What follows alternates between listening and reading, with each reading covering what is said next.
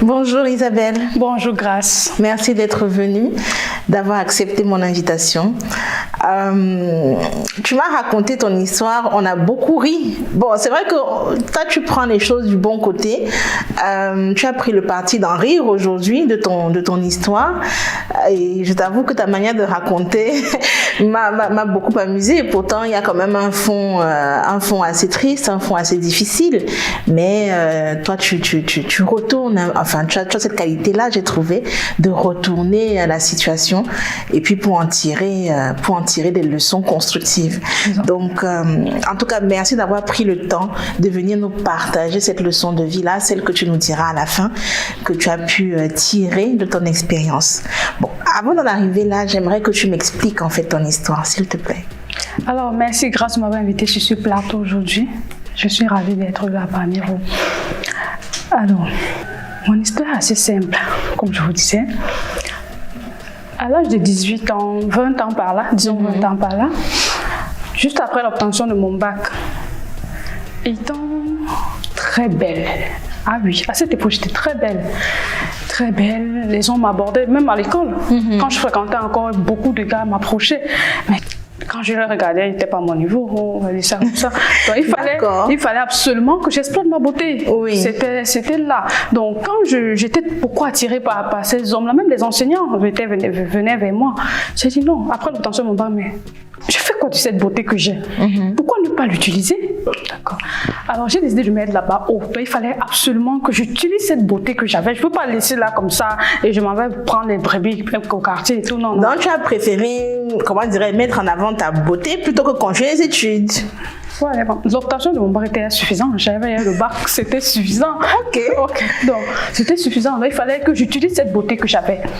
Donc, j'ai décidé de fréquenter ces grands milieux-là, comme on dit toujours, ces grands milieux, aller vers ces hommes d'affaires-là. Puisque si je reste je dis n'importe quoi, peut-être Bipanda, Bilonga et tout, on va pas m'aborder quand même. On n'a rien contre les gens de Bipanda et Bilonga. Bon, dans ces quartiers, dans les sous-quartiers. Ok, d'accord. Ok. Donc, je ne pouvais pas fréquenter les sous-quartiers, les ministres vont venir là-bas comment. Donc, il fallait que j'aille vers ces ministres-là pour mettre en valeur ce que j'avais. Et bon, donc si on peut dire pour pêcher des gros poissons. Bien sûr, bien sûr. Donc, je suis allée et ces poissons-là sont venus vers moi. Je n'ai même pas eu besoin de avoir trop de stratégie et tout, non. Dès que je suis arrivée, allez, j'ai pointé. Donc, j'ai fait la C'est pas un peu de la prostitution? Tu appelles quoi par prostitution? Non, moi, je demande moi. Non, quand même. Donc, avec la beauté que j'avais, tu parles de prostitution comment? Se faire draguer par les hommes riches, c'est la prostitution. Comment ça se passait alors concrètement? Ok, laisse-moi t'expliquer. Je suis en train d'expliquer. Alors, comme je disais, j'allais vers ces gens-là, ils m'ont abordé et tout. On a commencé. Tu ne peux pas entrer dans un milieu, une seule personne te drague. Il faut avoir l'œil. Il faut cibler, il faut viser là où il faut. Donc, j'ai pris les contacts, du moins, j'ai donné mon contact à plusieurs d'entre eux. Et tu sais, ces hommes d'affaires sont toujours occupés. Donc, ils n'ont pas vraiment le temps. Si je mise sur une seule personne et puis m'indemne, je fais comment? Non, il fallait que je fasse comme il faut. Donc, j'ai pris le numéro de plusieurs d'entre eux et on se voyait. Ils devaient normalement me financer au même rang que ma beauté. Voilà. Donc, c'est comme ça qu'on a commencé la relation. J'ai commencé la relation avec plusieurs d'entre eux. Pour que je comprenne bien, vraiment pour que je comprenne bien. Donc, si lundi tu vois Pierre, tu couches avec lui.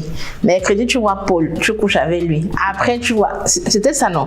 Je ne juge pas, c'est vraiment pour bien comprendre l'histoire. Toi-même, de toi en moi.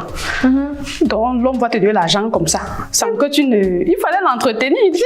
Tu n'en as rien, non? Non, tu comprends bien ce que je veux dire par là. Je crois il fallait l'entretenir, bien sûr. Maintenant, j'ai compris. Comme je te disais, je le redis encore, les hommes d'affaires n'ont pas le temps. Comme je gérais ces 5 hommes-là, j'avais près d'1 million à la fin de semaine. Et 1 million par semaine? Ah oui. Je te dis, j'étais belle. Ce n'est pas... On en revient. Ok. Donc, je mettais cette beauté physique que j'avais en valeur. Ce n'est pas... Je ne faisais pas dans la dentelle, comme on dit. Voilà. Ok. Donc, j'avais près d'1 million, je prenais bien soin de moi, je prenais soin de ma famille et tout. Je ne vais plus dans ces quartiers, tu vois. Donc, tu sais, le cœur a ses raisons que la raison ignore. Oh, tu ne veux pas avoir un homme là et puis tu n'es pas attiré. Forcément, il y en a un parmi que tu sens que la chose peut donner. Ok. Donc, il y a un là parmi qui, vu ce que je faisais pour lui, il a décidé qu'on fasse un enfant. J'ai refusé. Pourquoi? Donc, il te demande de faire un enfant ou c'est toi qui lui fais un enfant dans le dos? Non, il me demande. Ah. Il me demande de faire un enfant. Et quand je conçois, je l'annonce, il est hyper heureux. Donc, tu voyais la joie dessinée sur son visage. Alors, pour cette occasion-là, on a fait un voyage, je ne vous dis pas. Ah, il t'a offert un voyage pour fêter la grossesse? Ah oui. Ah. C'était du venez voir les dit. Donc, on était hyper en joie. Excuse-moi, c'était quoi le venez voir les dit? Je ne connaissais pas celle-là. Alors, okay. comme je disais, on était en joie, on a fait ce voyage-là, imagine la plage et tout, les pétales et tout, donc j'étais aux anges. Ah. Donc, quand nous sommes rentrés de notre voyage, j'étais au petit soin. Au petit soin. Maintenant, il voulait bénir la grossesse. Vous savez, c'est pas la grossesse, vraiment, c'est quelque chose. C'est délicat. Exactement. Oui. Donc, c'est quelque chose d'assez délicat. Et comme il avait les moyens, il a donc décidé de me donner 1 million pour que je fasse le salaka. Ah, tu as fait le salaka? Oui. Ok. Pour que j'ai donc fait le salaka. Je suis allée au village. J'ai fait le salaka et tout. Le village et tout. Puis je suis rentrée à la maison, donc j'étais au petit soin. L'échographie, je faisais l'échographie 1 fois la semaine. La semaine? Le mois, autant pour moi. Ah, le mois? Le mois, c'est beaucoup? 1 fois par mois? Bien sûr, il y avait des moyens. Ok. L'enfant devait être bien positionné. Donc, je ne devais pas avoir un souci pendant ma grossesse, non. Je ne devrais pas avoir un souci. Donc, j'avais même une cuisine, donc je ne faisais plus rien, j'étais juste couchée. Attends, excuse-moi, pour bien comprendre. C'est toi qui avais demandé à faire une échographie par mois comme ça, d'avoir la cuisinière de... Non, c'est lui qui... C'est lui qui... Oui, bien sûr. Il me mettait au petit soin, c'est ce que je dis toujours. D'accord. Je ne souffrais de rien. De rien. Donc, pendant ma grossesse, j'étais tranquille. J'avais un cuisinier. Je faisais rien, en fait. Donc, même la sage-femme venait chaque fois à la maison pour regarder l'état et tout. Donc, je ne faisais aucune tâche. Non, c'est vraiment une grossesse idéale, quoi. Ah oui. L'accouchement, alors, ça devait être... Il m'a amené au Marrakech à coucher. Ah oui. J'ai dit la relation que j'avais avec mon sponsor, mon homme, vraiment, c'était... Toute femme rêvait d'avoir ces... C'était le venir voir à Lady. Ah oui. J'ai découvert une expression aujourd'hui. Oui, je venais voir Lady, vraiment. Il faudrait utiliser toi-même, tu vois, ça t'anime même encore. Ça m'anime, ça c'est sûr. Donc, je fais le parfait amour. Après la grossesse, quand je suis rentrée de l'accouchement, il prenait toujours soin de moi, me demandait comment l'enfant se porte. Donc, même l'enfant, il y avait une nounou et tout. Donc, je m'occupais même vraiment pas je faisais aucune tâche. J'étais tranquille en fait. Non, la vie dosait, comme on dit. Ah oui. Bon, j'ai décidé de faire un enfant avec lui parce que le gars me mettait à l'aise. Donc, parmi tous ces sponsors, il était celui qui mettait la barre toujours haut. Donc, avec lui, tout passait. Mais tu as fait un enfant dans le dos ou bien c'est lui qui voulait aussi l'enfant? Non, il voulait l'enfant. Et il fallait qu'à travers cet enfant-là, j'emmagasine autant d'argent. Puisque je sentais que la fille était là, en fait. Mais il fallait que je cimente le sol. Non, je carole même le sol là. Donc, je ne pouvais même pas blaguer. Je ne pouvais pas blaguer. Il fallait que j'utilise cet enfant-là pour avoir tout à m'apporter. Alors j'étais d'accord, on s'est arrangé, il m'a même logé dans une villa. Et cette villa, je ne te dis pas, elle était à mon nom. Ah. C'était à mon nom. Bon, je n'ai pas prêté attention pour aller au CADES pour vérifier. Bon, c'était à mon nom, j'ai gardé. Tu avais les papiers en fait qui étaient à ton nom? Bien sûr, j'ai gardé. Il m'a logé dans une villa. Je ne souffrais de rien en fait, de rien. J'étais là bien à l'aise et tout. Pendant la grossesse, il prenait bien soin. Comme je dis toujours, on n'avait pas le temps, donc il nous venait constamment, mais pas trop vu les occupations qu'il avait. Ok. Donc je prenais bien soin de l'enfant. Du moins, pendant ma grossesse, il prenait bien soin de l'enfant jusqu'à avant même l'accouchement. Il m'a amené au Marrakech à coucher. D'accord. Donc, j'ai voyagé. Tu as accouché à l'étranger? Bien sûr. Ah. J'ai dit, j'avais cimenté. Ok. Donc, quand j'ai accouché, je suis rentrée au pays. Je vivais dans ma villa tranquille. Je n'avais pas de soucis, en fait. Voilà. Un beau jour, je suis assise au salon avec mon fils. On visionne. On sonne au portail. Je m'en vais. Je vois une dame élégante, belle. C'était pas à peu près maman. Elle sort de sa voiture. Elle me dit, madame, ta récréation est terminée. Donc c'est toi la maîtresse de mon mari? Attends, j'étais dépassée. J'étais glacée. Même parler m'a dépassée dans ce moment-là. Elle se retourne. Elle ouvre sa voiture et elle s'en va. Je dis, mais attends. J'ai pas compris. Donc, c'était la femme de ton sponsor là en question. Apparemment. Tu savais pas qu'il était marié? Non. Ah. Non, puisque dans cette relation-là, on devait faire l'enfant et puis les années à venir, on devait se marier. Il ne m'avait jamais fait allusion, du moins je n'avais même jamais constaté puisque j'étais dans le bonheur absolu. Je ne pouvais pas imaginer ni penser même. Donc, j'étais dépassée. Je me posais mille et une questions, j'étais tourmentée. Je rentre dans la maison. J'essaie de me calmer. Je prends le téléphone pour appeler mon homme. Il ne décroche pas. Je dis, mais c'est inquiétant.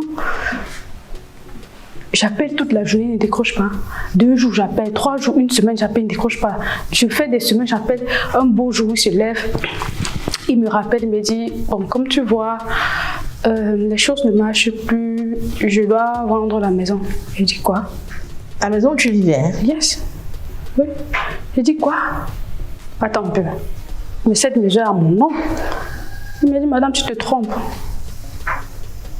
Je ne comprends pas. Les papiers là qu'il t'avait donnés, il y avait ton nom dessus. Oui. Mais alors finalement... Attendez, je vous explique.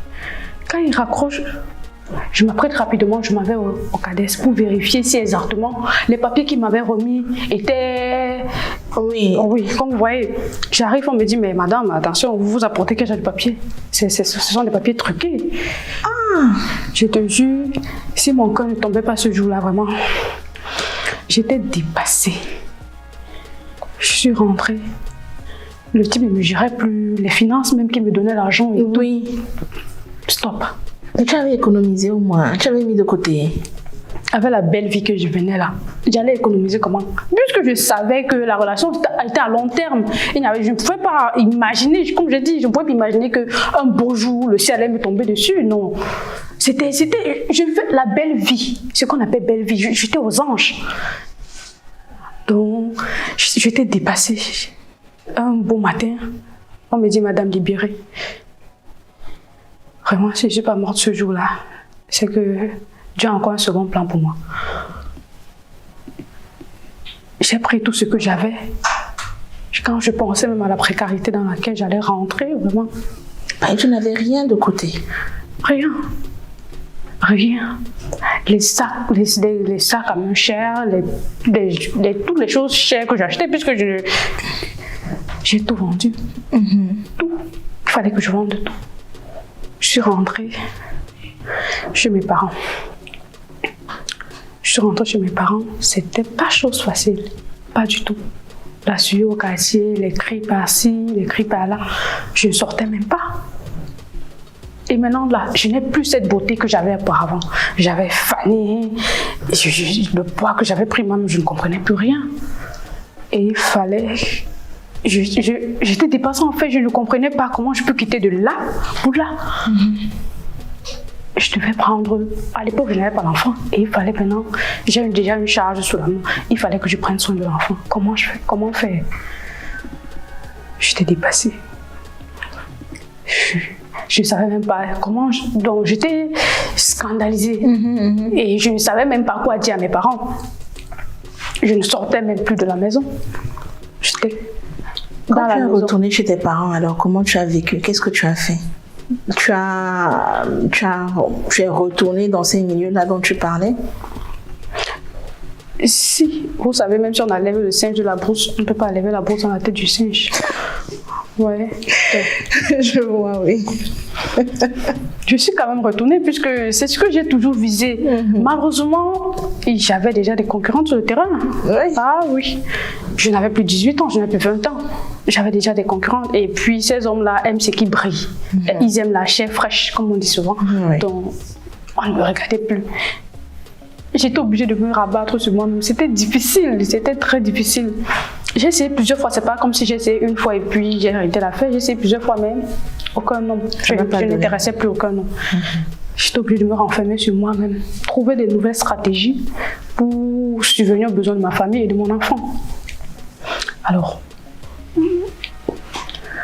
tu comprends. C'était compliqué, c'est très compliqué.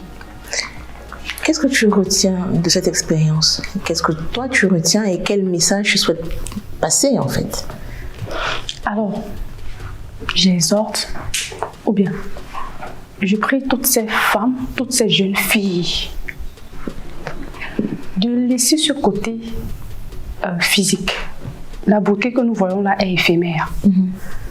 De mettre ça de côté et de travailler avec son cerveau. De trouver, de mener à bien leur vie pour avoir une stabilité financière et ne plus compter sur l'homme. Parce que l'homme n'est pas de cette, je vais dire comment, n'est pas de cette branche-là sur laquelle on doit tout le temps s'accrocher. Non, c'était à l'époque.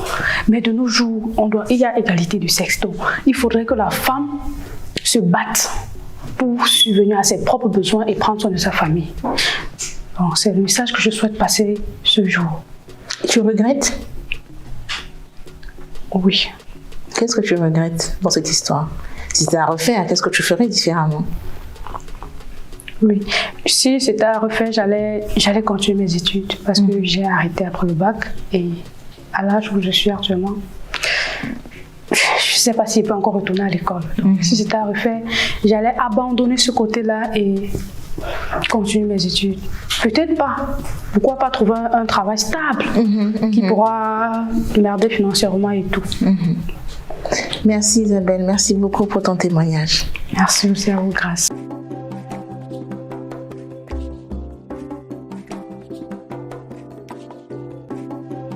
Elle m'a embrassée. Elle a donc dit que ma fille ne te stresse même pas. Mon fils va sauf que t'épouser. S'il veut, il monte, il descend, il va sauf que t'épouser. Ne court même pas. Elle me consolait. Elle était mon tour. C'est elle qui ramenait le gars. C'est elle qui parlait au gars. Enfin, le gars ne me gérait pas. Hein. Mais c'est la maman plutôt qui te gère. C'est la maman qui me gérait. Le gars n'avait réellement pas mon temps. Maman, j'ai forcé l'amour.